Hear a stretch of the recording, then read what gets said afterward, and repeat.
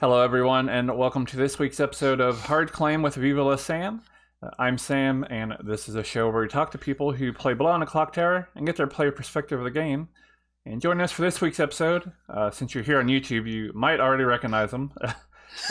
We have Beardy. Beardy, thank you for joining. All right, thank you for having me, Sam. No Happy problem. to be here. Yeah. We have here the script you've had us one Mosh Cat Pit 2.0 by James and Ben. I don't know if it's 2.0 when it was a release script for Lord of Typhon. It was. But I've sent out the character tokens. I don't think anybody on this show had yet picked a Legion, a script with Legion on it. Maybe they have. I can't remember. But we definitely never done Legion, so I'm like, I'm going to put in Legion because I think Legion makes for a great discussion as to how to play it. With that said, you are a Legion. I am Legion. The token you've drawn. One of us. Yeah. One more finger, yeah. So on the first night, I would tell you that not Legion, because I think it's a little easier to do, is seat 2, seat 3, and seat 10. Well, that's not very many not Legions. Seat 2, seat 3, and seat 10. Wow. Yeah, well, I just run Legion as the normal. They recommend you just reverse the evil good count. Yep. So normally you have 3 evil, so instead we have 3 good. You do not learn any out of play characters, because that is how I often run Legion. I think it works. Well, that said, I think it works well. Normally I would ask you what you would hard claim on day 1. I guess statistically you're more likely to be talking to a fellow Legion right away on day 1. So with that said, what would you be talking to another Legion player about? I would be trying to see if they've spoken to the good players, maybe got a claim or any information from them, trying to get a vibe for what may or may not be in play, and if we can do a nice twofer, like something that might support each other down the line, like a balloonist and a mutant, potentially, because often with Legion games there aren't outsiders added, so being able to claim an outsider is often a reasonably safe bluff, and if no one's claiming outsider, it can be quite a tell that Legion is in play. I mean, it's harder in this game with both the Vigor Mortis and Lord of Typhon, where the outsider manipulation's there, but yeah. Yeah, I think that's part of what I love about Legion is, a lot of people kind of want to add an extra good player into the setup and make one of those an outsider, and that is viable, but I prefer to just let Legion, control the narrative. If there should be at least one outsider somewhere, or at least usually. So I'll let Legion figure that out. Yeah. I mean, with the drunken Vigor Mortis here, it could feasibly be 0 outsiders. That is true. In a 12-player game. But it's unlikely that that's the case. Yeah, it does give some backup if nobody does claim Legion, which is a good point, yeah. It does.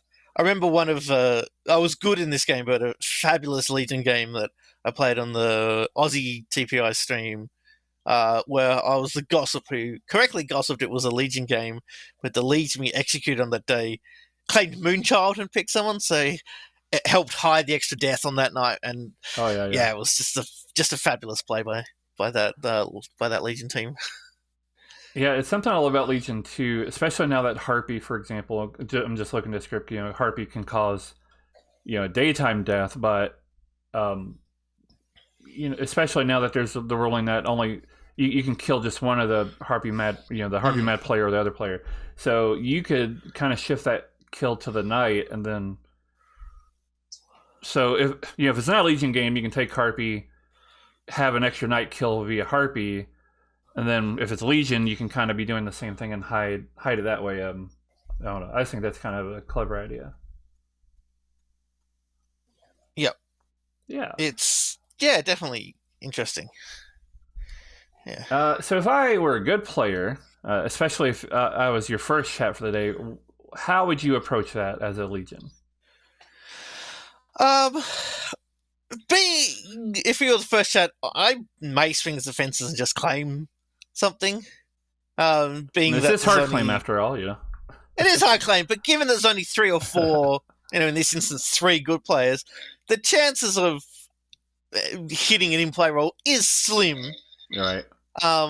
And especially with Ravenkeeper on the script, if I pick something powerful, because I'm the Flower Girl or the Savant, and then turns out that they're in play, then you're like, oh, it's just the Raven Keeper.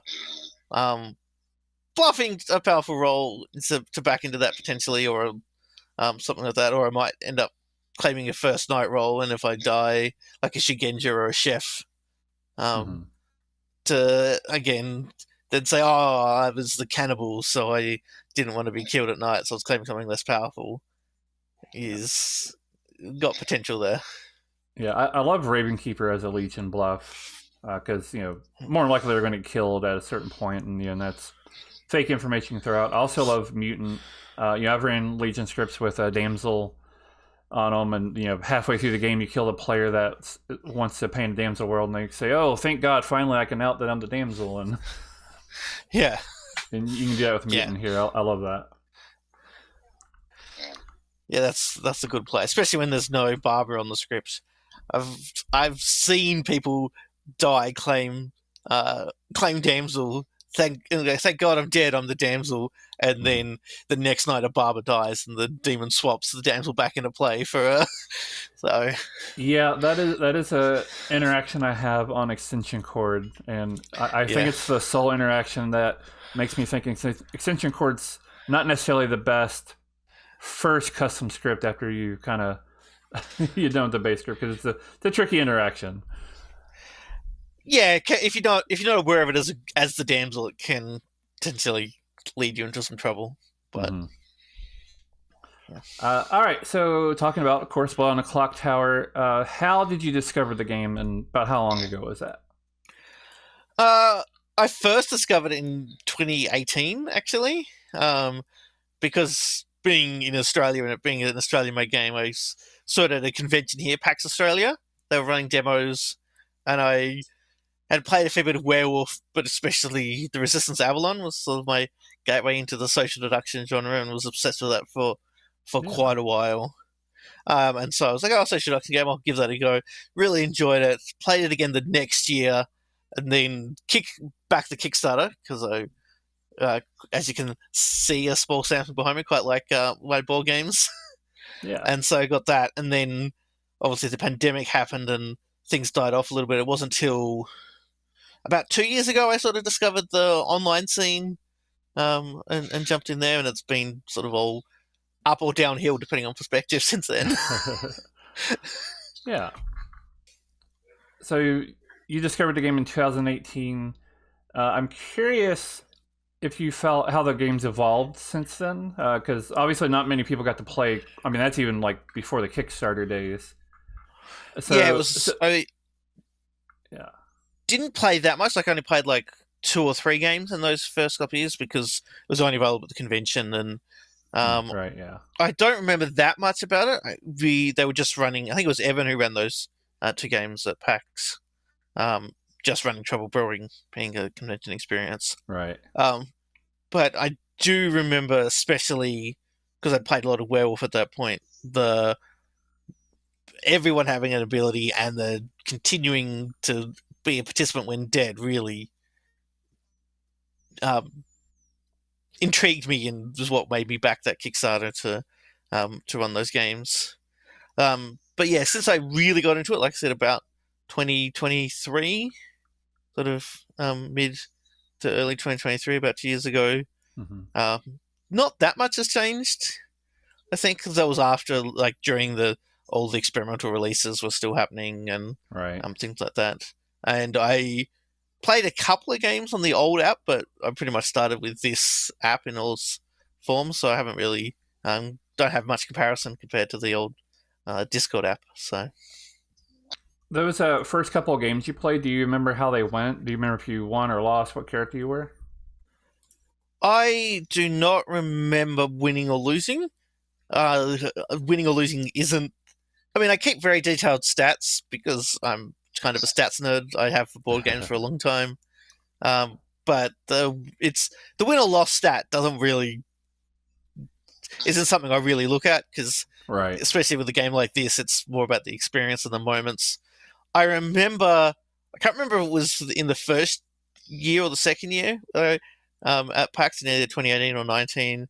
being the Raven Keeper and dying at night early and actually being able to benefit from death and then be able to share that information, and compared to something like I said, played a fair bit of Werewolf, when you die, you wake up dead, you're like, okay, cool, I'm done. I can either watch or do something else. But being able to actually benefit from death and help my team even after death was really a revelation for me at that time. Because yeah, I said I played a lot of Werewolf, and it also played a lot of Resistance Avalon, where it's a lot shorter and there's no like night, day, no deaths, things like that. So yeah, it was really a breath of fresh air into the scene for me at that time for this sort of game. So Yeah, and now that you also play online, how do you feel the game compares between in-person play and online play?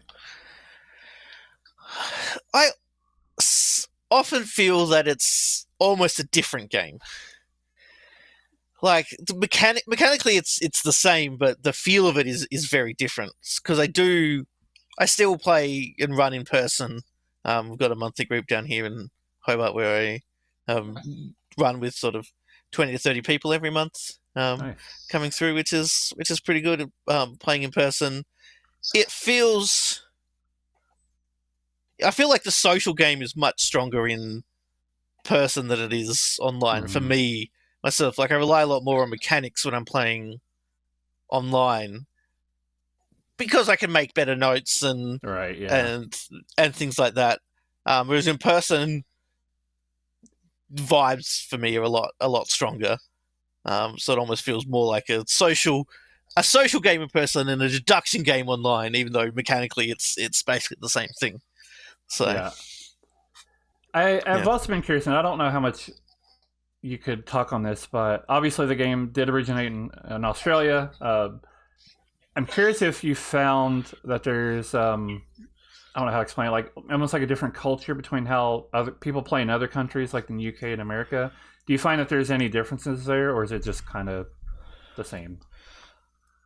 Um, well, I've only played in person in Australia. I haven't played Right. overseas, so it's hard to comment on what that's like. From playing with the different groups of people online and from different countries, there doesn't seem to be that much different between cultures.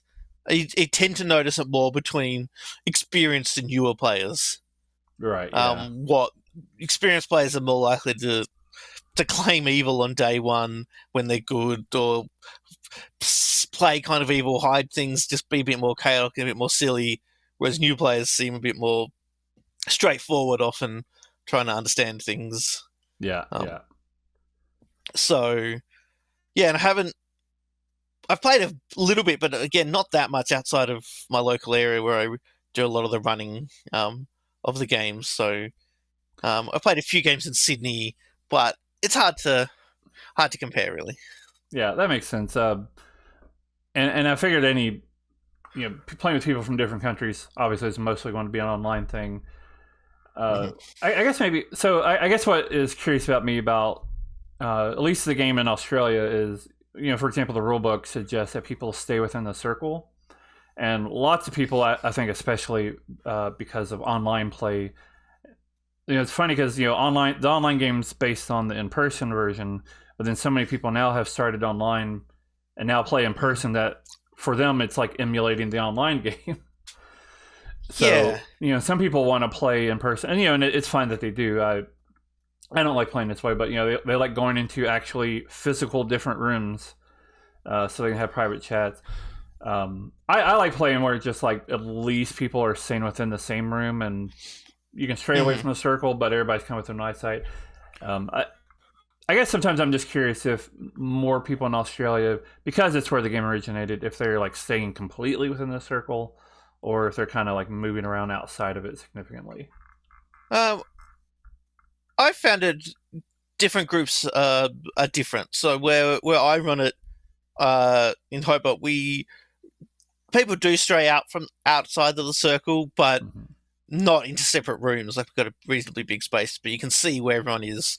They've moved away a Right. little bit, but everyone's within eyesight of each other. So there's no truly private. People can kind of get close and eavesdrop a little bit, or see who you're talking to, what you might be pointing at on the sheet. You can't be Right. completely invisible from sight. Whereas other places, and I think it does depend on the size of the place you're playing, like Yeah. where you might need to get further away because there might not be any space to have private chats in the same room, something like that.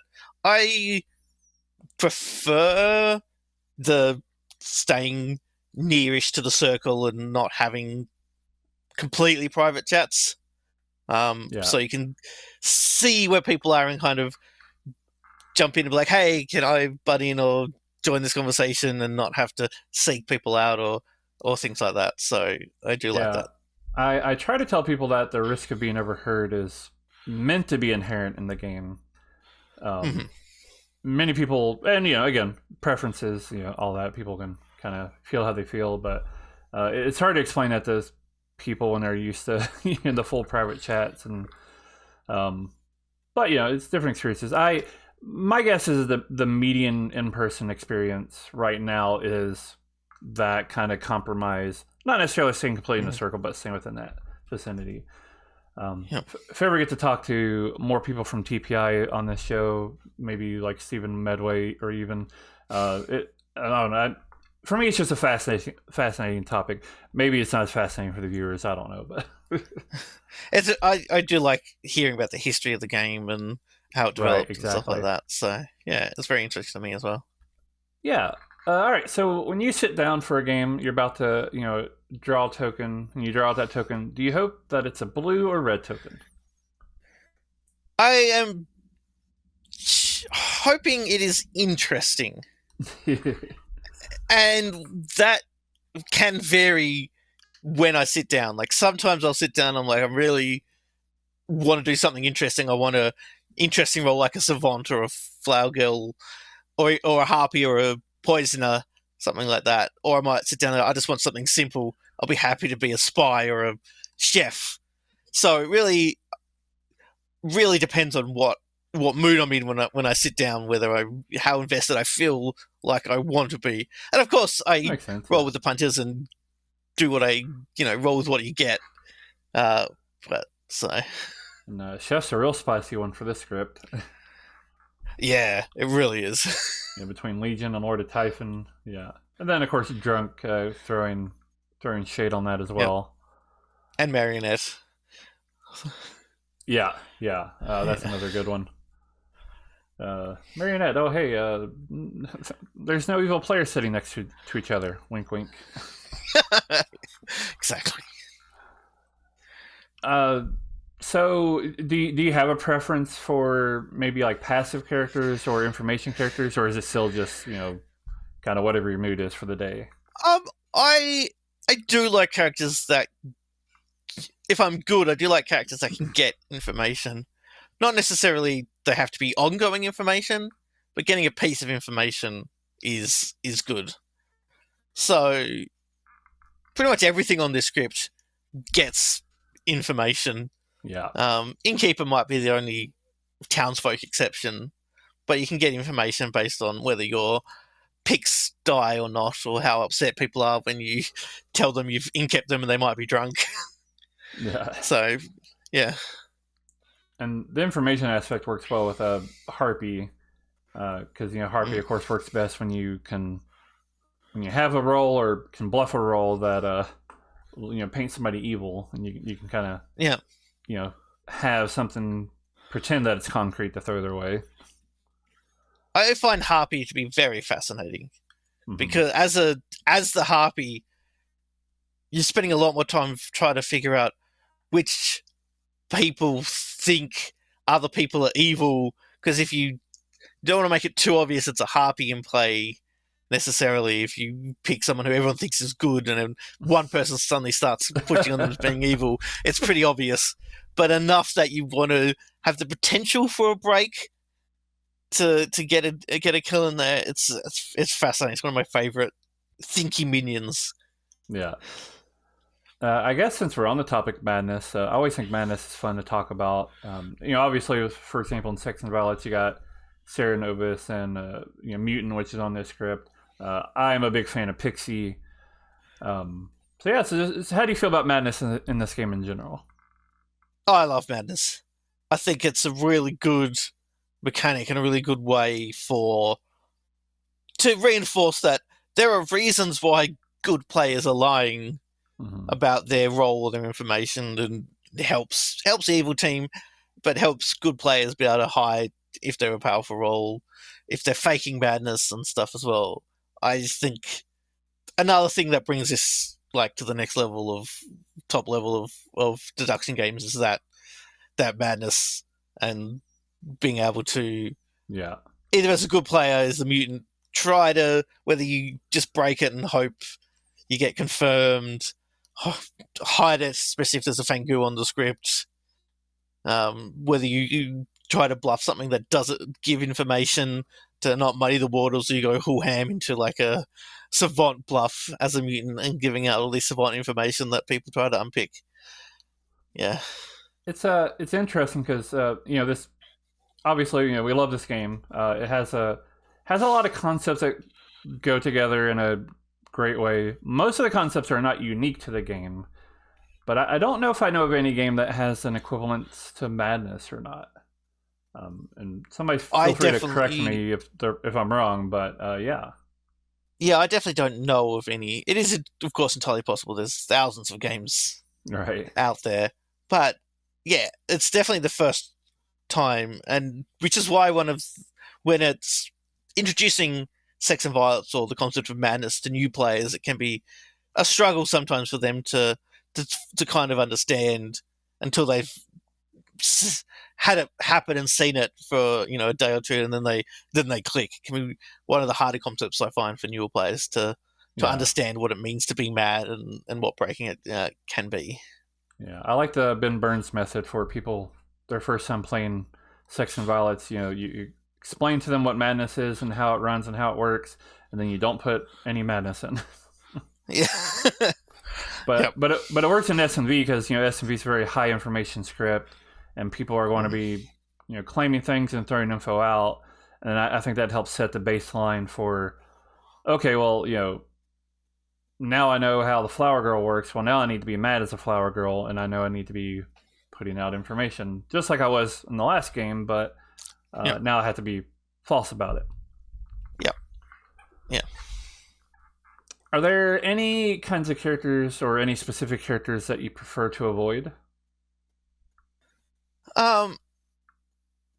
Not really. I guess the one character I think quite everyone who knows me knows this. I hate the Huntsman in its current form.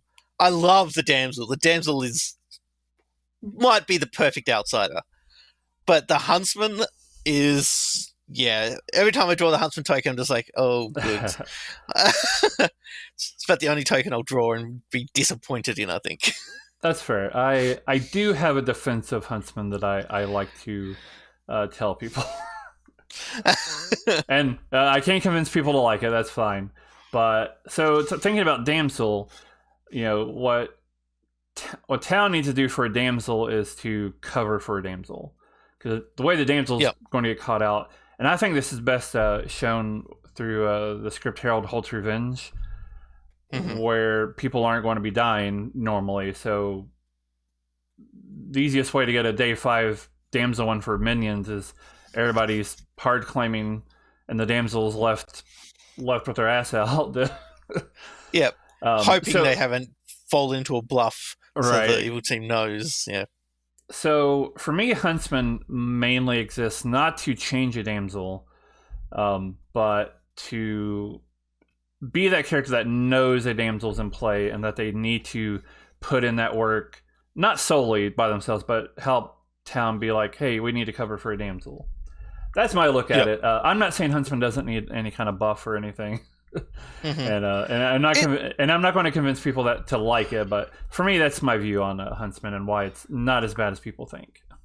Yeah, I can see that point of view. I think I was jaded because a lot of times early on, when I started playing online, a lot of storytellers would use the Huntsman as outside of manipulation as well. Yeah. So I am they had also the Huntsman assuming that just so they could add a damsel, and that yeah, I'm not I am necessarily a also huge assuming fan of that that. a damsel in Huntsman's Green Ran where that's not happening.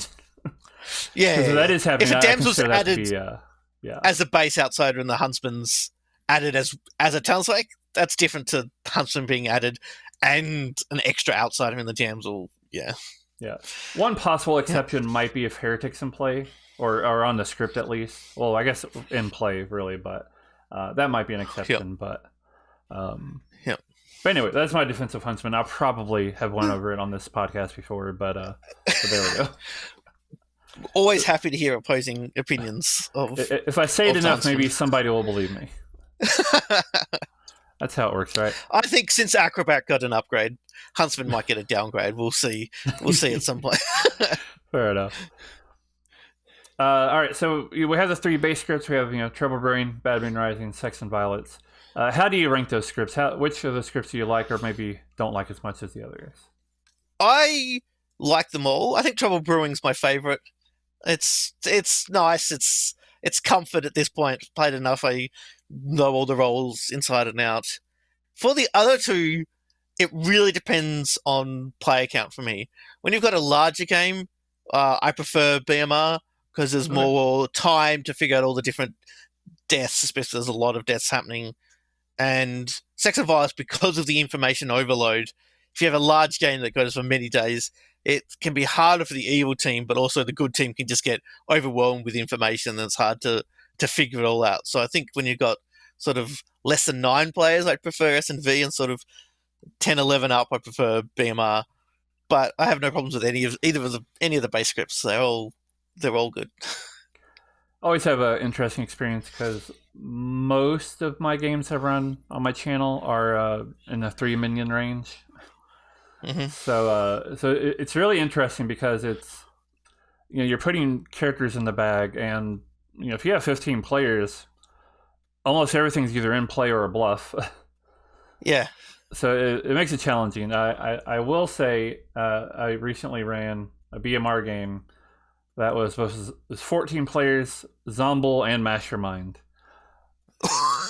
And I think it went like 8 days in total, maybe 7 days. I don't know. That's pretty good. Got that done in 90 minutes, I think. 90-ish minutes. Yep. So I was pretty I happy think with that. a lot of people think bad of BMR because they've had a bad experience with it going too long. Like it's 2 hours in and 3 people are dead. And it's like, that's might be poor choices on the storyteller, not making the game run fast enough, but doing a bad setup. But these days, I think that the rap of BMR being like that is slowly going away as people are getting more experienced and better storytellers are running it. So I have said almost the exact same thing on the show before, so I'm glad to hear you say that. yeah, because I talked to several people, especially even my group. And I've been storytelling for my group for whatever, like 4 years now. I think over 4 years. And they know how I run games. They know that they're not going to go over 2 hours. And lately, I've been making them even faster. And I still have people joke as like, "Oh, it's BMR. It's a time for a 2.5 hour game." And I'm like, "It's not going to go 2.5 hours. I'm not going to let it. Like, I'm not going to do that." Yep. But I've had more and more people on here being like, BMR is my least favorite, but it's grown on me a bit more. And I think it's exactly for what you said, that they had those bad experiences. When I first started, the storyteller that I ran with, we'd have a 12-player BMR game go 3 hours. That was normal. Yeah, no game should go 3 hours. Yeah. Anyway, I like going on that spiel. BMR is my least favorite, but I still enjoy playing. I'm like you. I enjoy playing it. I don't have a problem with it. I prefer storytelling BMR over an SNV just because the mechanics fit me better. But I think can be harder to balance. Yeah. Sex and Violence with the amount of information, depending on what roles are in play. The amount of information can just sometimes, within a day or two, just say, well, the demon is this player. There's really nothing that the evil team can do to sort of fight against that. So it's much harder, I think, to balance that as a storyteller with that sort of information. Do you find that S&V has the biggest difference between in-person and online mostly because of the whole note-taking thing? I think so. Yes. Um, Especially when you got something like you've got Savant trying to record the information, Flower Girls and Town Criers. Also, it's Madness is I think Madness is significantly different because you can get away with a lot more madness breaks subtly in person because it's hard of the storyteller to be in. Like, you can see people doing stuff, but in here you could be breaking madness online and the storyteller suddenly jumps in and catches you, whereas you Yeah, can kind of see them approaching online a little in person and change the story and stuff like that if necessary, or back yeah. down like that. So And yeah. I find an interesting flip side to that, and I think that's totally correct. But an interesting flip side is in person, at least when you have the part where everybody's kind of back in the circle and talking and you're doing nominations, it's a lot easier for multiple people to be talking at once. And then, so it's a little easier to be getting your information out, where online, due to the nature of it, you usually can only have like one person talking at a time. So that's an interesting aspect too, where it's kind of harder. You almost have to, like, if you want to get your madness information out, like, in the group, you have to be like, kind of like not interrupt, but like you have to like put the spotlight on you. You can almost make it more obvious that you're mad rather than just being more natural about it. So yeah, it's very interesting to see those differences. Yeah, I agree. Again, goes back to them being the same but feeling different online and in person for all of those sort of things.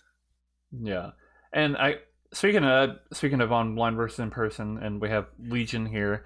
I have started asking people more and more about Legion and the differences between online and person, because I had often heard that Legion is good online, but even better in person. And I was curious if you have any experience with that. I have only run one Legion game in person, Okay. and I've never played a Legion game in person, so that is, I don't have that much perspective on it. Makes sense, yeah. As I said, most of the time I'm storytelling when I'm running in person. We do often get a lot of new people coming in, so we will often have just run some of the base scripts or something base adjacent, some strings pulling or things like that, because we do often have 2 or 3 new people every month coming joining in, so we don't have that much time to branch out to more experienced scripts like Legion. It's definitely something I want to do more. I just said I back the Kickstarter, so I do have the Legion tokens from the Kickstarter, which is always nice. But I do think that Legion might be harder in person. Trying to remember who's, like, memory wise, again, unless you take notes. Yeah, I could see that. Like, online, you go, oh, these 10 people are Legion with these 4 people are good. And then on person, you're like, okay, I've got to remember who's good and who's evil, and trying to get the bluffs in order, and not being able to do the daisy chaining of whispers so much or things like that. But I don't have that much experience in person, so it's hard for me to make too many enlightened comments on that. Yeah, fair enough. How do you feel about so there's several characters that are very storyteller controlled. Mainly I'm thinking like Atheist and Wizard. So how do you feel about characters like that? That's like really based in the storyteller. I like them, but it really depends for me on who the storyteller is. Like, if I'm playing in an Atheist game, or if it's on Atheist on script or Wizards on script, and it's a storyteller I've never played with before, I might be more hesitant to join in, because knowing how the storyteller runs things can be very can really influence how you interpret things that are happening. Yeah. The advantage, I guess, of playing with the same sort of group and playing on streams is when that comes up, like, oh, I know all these players and I know the storytellers, so it gives you more of a base to understand what sort of shenanigans might be going on with the Atheist or Wizard or Amnesiac. So, yeah. What are your thoughts on that? I haven't. So, I storytell way more than I play. As of this recording, this coming Friday will be the first time I will have played in a script with Wizard on it. So that'll be fun. I don't know if I've been in a full-size Atheist game. I've been like a Teensyville Atheist game, so I like kind of don't count it that much. Yeah. Only because it was more of an experimental game, and I don't think Atheist like really fits in a teensy bill that well. You can probably make it work, but it's like, yeah. I think it's more interesting when you have more time to work it out. Maybe a Legion game. I don't know. Teensy Leviathan Atheist. Or maybe? sorry, I meant Leviathan, not Legion. Yeah. Atheist Leviathan might be better teensy bill. So yeah, I as a player, unfortunately, I don't really have much, literally no experience with Wizard. Storyteller, I mean, they're fun. Wizard's been very challenging, but in a fun way. But yeah. Yeah, I've been in a couple of Wizard games and I've story told one Wizard game, and I'm like, yeah, that's enough for now. That first time Wizard is available, we did 3 games. I put Wizard in all 3 of them, and the last one was a smaller game, so because it was like the last game of the night, and a lot of people had left, and blah blah blah. The second one, it was really all of them were very challenging.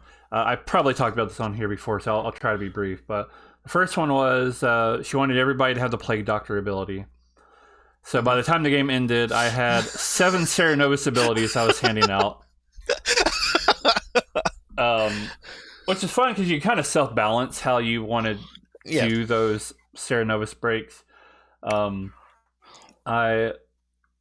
thought Evil was about to lose, and I was correct. So on the last day, I just put all 7 Serenovus madnesses on one player and told them to be, told them that they were Seramad as 7 different things. That is amazing. The best part is they claimed none of them, and they claimed mutants instead. But sure, why not? Yeah, why not? Then the second one, he wished that for all abilities, night and day were swapped. Ooh. Yeah. So the demon kills during the day? Yeah, so the way I did it is, so if you gained information or did something at night, you instead had to come visit me during the day. And for like the demon kill, I didn't make that into an effect until the nominations opened. Okay. Which actually meant somebody might have got information that they wouldn't have got if they had been killed that night instead, because their kills got delayed. And then I had to visit the fishermen each night to see if they wanted to get their advice. That's incredible. I think I prefer those kind of silly, interesting wishes compared to people trying to be too complicated and game breaking. It didn't even help Evil really. It was just fun. Yeah. It was complicated, but yeah. Like, similar to the Plague Doctor one in the Wizard release one, like we, as an Evil team in there, we got 3 wishes. One was barber related, everyone was a barber. One was getting rid of the cost of the barber wish, and then mine was just simple, like, all outsiders are the mutant and works when they're dead. Like, they don't have to do anything super complicated to make a fun wish and to make things interesting. And I think we've seen that settle down a bit in games I've seen. People, when it first came out, were trying to do the most complicated, insane things they could think of. And it doesn't have to be that way for it to be interesting and fun. Yeah, in that game, so a snake charming happened almost like right away after that, and that kind of did the game in by itself, but that's a whole other topic. But something the Wizard wanted to see happen, and again, this doesn't even like help evil. It just would have been fun. Yeah. He wanted to execute the mayor so that somebody else would die instead, because now their ability works during the day instead of the night. Oh, I like that. That's hilarious. I'd love to see that. Yeah. One more Wizard wish real quick is I did more recently run a Alchemist Wizard, first time doing that. And they simply wish that on night 1 that everybody had the Village Idiot ability. So it made the nights take a bit longer, but a little bit. Every single player in the game had, including the two Village Idiots that were already there. But I made the Village Idiots at the cardinal points drunk. Oh, nice. It wasn't very helpful. I mean, it was just everybody saying, yeah, I picked this person, they were evil or good or this. And it's like, okay, what do you do when 13 people are pointing at somebody else saying they're good or evil? Like, it was hard to track down. So I think sometimes information overload is a detriment to the good team. And there's too much information, trying to get through it all and figure it out and parse it all can be a detriment. So. Yeah. So kind of similar to that, there are other characters that are like more, I kind of define them as like game warping, and I kind of think of like Legion as an example, but also Heretic, Poppy Grower. Yep. They kind of on a very basic level flip the game in a very different way. So how do you feel about those kinds of characters that like really change the game up? I don't mind them. I quite like. I wouldn't necessarily want them, obviously, in every game. But as a nice diversion, nice little something different. I enjoy them. I've been in a number of Heretic games lately, either run or been the Heretic, and it's always challenging being a Heretic, trying to figure out who you can trust, who you can't trust. But Yeah. I enjoy it. Again, it's very for less storyteller dependent, much more script dependent for the Heretic. Mm-hmm. Because if there's no way for the evil team to kill themselves, like I've been in a Heretic game where it was a Pooker game, so the evil team Yeah. had no way, if they knew it was Heretic, to kill themselves, and that kind of, as a good player, we won, but it was kind of felt bad for the evil team a little bit, like they didn't have that agency Yeah. to figure it out, and if they did, they can't do anything about it. So again, it depends on a little bit on the storyteller, what bag they put together, but also the script, whether it warrants a Heretic or not, and if it's balanced around that. Some of these powerful roles really need to be the first character added, then built around that, not like, and also I'm going to add this if it's not really designed around that experience. Yeah. One of my earliest Heretic games that I ran was a Leviathan game, and I quickly learned that I mean, there's probably a way to make it work. That script didn't. So basically, there was kind of enough info day like 3-ish that people kind of thought they knew who the demon was. So at that point, you're just kind of running out the clock, and there's nothing evil can do about it. So, yeah. Really, I think all these characters are very script dependent, like Poppy Grower, Heretic, Legion. Absolutely. Yeah. Absolutely. You can't just throw them on to an existing script and say, "Oh, this fits." It might, but more times than not, it won't. Mm-hmm. So for anybody who doesn't know, and again, they probably do if they're here on YouTube, which they will be watching this. You have a YouTube channel. I think you're best well known at this point. It looks like you're branching out a bit, but you're best well known for your shorts. That is correct. So I do like to talk about what it is about this game that you think makes it so much fun for people to just sit down and watch. I think it's because of how social it is. People aren't just watching mechanics going off and following, oh, this person did this did that, and then that's it. Mm-hmm. You seeing the people, the laughter that people have when some stupid strategy pays off or doesn't, when people are building these amazing worlds, and seeing generally a group of people who enjoy and like each other's company coming together and having fun and playing a game, I think is what really brings it to the front of good entertainment, is that big social aspect, and that everyone stays in and can talk and just vibe and have a good time. So. Yeah, I kind of think of it similar to just being a storyteller itself, because the best part of storytelling for me is just watching the game, and the storyteller kind of provides an outline and tools, putting the characters, deciding how abilities work. Those are handed to the players, and then then it's a show. They do whatever they want with them, and it's just always fun. It's always fun to watch. I learned very on as a storyteller, if you set up a specific situation to happen, the players will do something completely different. Almost always. And was kind of the idea and the genesis behind why I started doing all the shorts, is because there is so much wonderful Clocktower content out there that takes, full games of an hour and a half. But there's even more games that are streamed that aren't put on YouTube.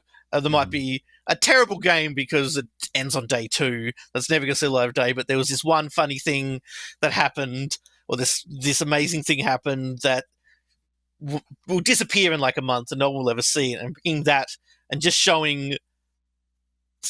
sometimes showing educational, hey, this is how this game works, this is an amazing play that people did, but also just, this is someone doing something really stupid and it not working and everyone's having a great time, or it works amazingly and everyone's having a great time. Just showing, just even in victory or defeat, how everyone's having a good time and how the game promotes that. And that was kind of the idea behind putting my shorts together. Yeah. And what are you looking for when you're kind of thinking about what would make a good short? I am thinking about what story to tell and what the audience wants to see. Like, a lot of my shorts don't involve the end of the game, don't involve a winner or a loser of the game, because that's not the point of them. Sometimes they do, sometimes they don't. Like one of my most recent ones was a TPI game only from last week, I think, where there was a demon was a Shabaloth. They got Dream Night One as the Shabaloth. They were like, "This is fine. I'm happy to die." They got executed. The game ended, and they were completely shocked because they had a Scarlet Woman, but the courtier had decided to drink with the Scarlet Woman. So just the look on the Shabaloth's face, on Nikki's face, when he and it's a half an hour game that would never see the light of day, but being able to condense that down and see that, and the look on that, its expressions is really what I'm going for. Yeah. But again, another one is George was the boom dandy who tried very hard not to die and then got executed, and everyone died around him, and he was doing a little dance, going, "Yeah, I died, ha ha ha," and that was the entire thing, just showing George having a great time while everyone died around him after he got executed. I don't even remember the end of the game's not there. I don't remember. Right. If we won or lost that game, that's not the point. It's not about winning or losing, like I said before. It's about everyone having a good time and enjoying themselves. Yeah. Yeah, I'll be honest, they've been a lot of fun to watch. So, Thanks, Sam. So if anybody's watching this and hasn't checked them out, they definitely should. Well, there'll be time to plug this again at the end. But I know I don't really have the patience to do that much editing. Maybe Nina will one day. It takes a lot of work to put those together. I know that. With that said, I do have several Twitch highlights that I just love. They're just individual moments, things I don't really have to edit, that are favorites. And some of them do involve the end of the game, but just because it's just such a moment. The end of the game's not the important. Well, I guess it kind of is, but it depends on the moment. It depends. Yeah. Sometimes the end of the game is part of the moment, and sometimes it's not. And if it's not, I learned very on when I started editing, the result. If it's not important to the story, you don't need to. You can just cut that out. Trying to hit all the moments and be brutal in what you skip out can be hard sometimes. But I think I love my shorts, and I get a lot of good reception for them because everyone loves the game, and sometimes people don't have time to watch an hour and a half, 2 hour game and want a quick fix of their favorite players or moments. So yeah. I know two of my favorite highlights have included, we've had two different situations where a psychopath accidentally acts their demon on day one. That's hilarious. First one, it was like a 16, 17 player poppy grower game. And then they just axed somebody, and that was their demon. And that was open up nominations day one, and then that was it. The other one was even better because it wasn't a poppy grower game, but the demon had been snake charmed night one. And Atheist was on the script. So they're like, "Oh, it's probably an Atheist game, so I'm going to claim psychopath, and I choose so-and-so." And I'm like, "Well, okay, they have died." And they're like, "Well, you know what, Atheist?" And I'm like, "And the game is over." And they're like, "What?" That's incredible. I think in poppy grower games, especially, the most likely role to find the demon is the psychopath, followed closely by the poisoner at night. One more highlight that these are just highlights I just can't get out of my head for whatever reason. Also involved Poppy Grower. This is actually Fish Bucket, so it was like a weird game, but it was Poppy Grower. Some of the evil team managed to find each other. The Poppy Grower was actually an apprentice traveler, because I love doing that, making the apprentice the Poppy Grower if they start the game.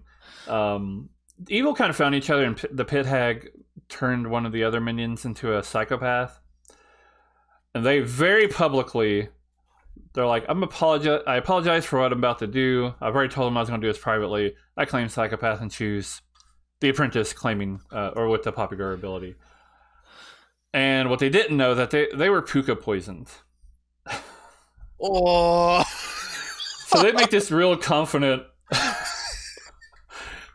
psychopath kill. And I'm like, nothing happens. And their face just goes... And everybody's just like sitting here like, okay. It's just a lovely moment. I love it. Yeah. That's why if these were shorts, they'd be shorts I'd be watching all the time. So I think it's a great space in the content creator space. That I don't know, it's fun. And one of the things I really wanted to talk about here was your ideas behind it and what you're looking for, and go watch them if you haven't already. I noticed something else you've been doing, of course, lately is doing Teensyville games. I will admit I haven't actually watched them. It's because I don't consume a lot of content in general. Yep. However, I do like the idea of Teensyville's. I had a stint where I was doing Teensyville games on the TPI channel, just because I really want to see the TPI channel. If I had my way, TPI would run all kinds of different games. I think they should do 15-player games. I think they should do 7-player games. I think they should do 5-player games. I think they should do 20-player games. If I had my way, they would mix them up more. But anyway, as a player doing Teensyvilles, I'm just curious how you feel about Teensyville games and playing those. Oh, I love Teensyville games. Again, like another reason I started that is because, as I said, there's a lot of full 12, 15, 20 player games out there on YouTube, and very few focusing on smaller player counts. Mm-hmm. And continuing with the shorter content theme, I thought I could fill that niche and record some teensies and put them out there, because they are almost, again, a different game, because there's information, but Evil Team almost entirely has to rely on socials to try and find each other and paint the right worlds, because there's no bluffs, they don't know each other, but also because it's last 2 or 3 days, there's only 6 people, chaos happens, people laugh, and then it's a quick half an hour game, then a nice re-rack to do it all over again. So I did enjoy. I played on a few of your mini Monday games, and I did enjoy them. And that kind of what I was thinking when I was creating the series, thinking there needs to be more unique, more content of different player counts, as you said. Sometimes the Sunday TPI streams don't get enough players, and they do less. Same with the Wednesday, Thursday Aussie streams. We sometimes don't quite fill the slots. Never go above 12. Or rarely go above 12, but sometimes do less. But it's not a common thing, and I think it does need to be explored more. But other streams do that, feel that niche a little bit. But I think it's partially the reason why I like on my stream. I kind of like to brag that I feel like I have a really great group, and the app, the official app, I was like, I feel like everything works better in the official app, where people can raise hands, et cetera, et cetera. So I got to the point where I was like, I want to stop capping my game at 12 players, make them bigger, because I hate turning people away. And I was getting like 15, 16 people signed up. So I was like, I'm just going to try doing bigger games. And now I enjoy that I can be like, well, if you want to watch games that aren't just limited to 12 players, here's a place to do that. And you can see how they go. Yeah. And and then I can have 14, 15, 18 people playing at a time. I decided to play one week, and we ended up with a 20-player S&V game. I was like, okay, well, this is happening. Nice. Yeah. It's good to. I do like the various player count, and yeah, 12 feels normal because how many streams and TPI and other ones cap themselves at 12 players. But it's always refreshing to see, especially more players. Getting up to like a big 15-player game with 3 minions is always fun to see. And I appreciate it's not everybody's cup of tea, even excluding the the increased chance of over talking. Some people just don't like big games like that, and that's very understandable. Yeah. But and that's fine. Some people don't like teensies. Some people don't like 7 or 8 player games. Everyone has their own preferences. There's nothing wrong with them, and the fact that there's content out there that caters to everybody, whether they like small games, big games, medium games. Mm-hmm. It's really good. Yeah. All right, so one last question here before we go. So looking at the script, looking at the characters here, which of these characters would you like to be in real life? In real life? Ooh, that is a good question. Everybody says that, so it must be true. Yeah. And I knew this was coming, and yet I still didn't think about it ahead of time. And it's funny because everybody does that, including myself, because me and Nina did a video where we interviewed each other. And we got to that point, and I was like, "Oh, yeah, that is a question. I got to think about that." And the reaction's always the same, and it's funny to see. I mean, I am quite a nerd in real life, so mathematician probably fits. I'm an engineer as my day job, so good with numbers and stuff. So that would be the most logical one. However, I do like the idea of the savant being able to, piece pieces of information together and get more of a lay of the land. You get a bunch of information, but then half of it's wrong. Yeah, that's just like real life, basically. You watch the news. Oh, yeah. I'm sure that's a whole topic that could be explored, but that's probably for a whole different podcast. Absolutely. All right, so before we go, we've already talked about it plenty, but is there anything you would like to plug? Yeah, of course. I'll plug my YouTube channel, Beardy Does Clocktower. A lot of, as we mentioned, short content, 3 minutes or less, just recaps of games or funny moments or things that happen, and branching into full teensy games, so you can get a full game experience in half an hour or less with just a great group of people having a great time. Yeah, and it comes highly recommended here. So, yeah. Beardy, thank you for joining. No worries. Thank you for your time too, Sam. Yeah.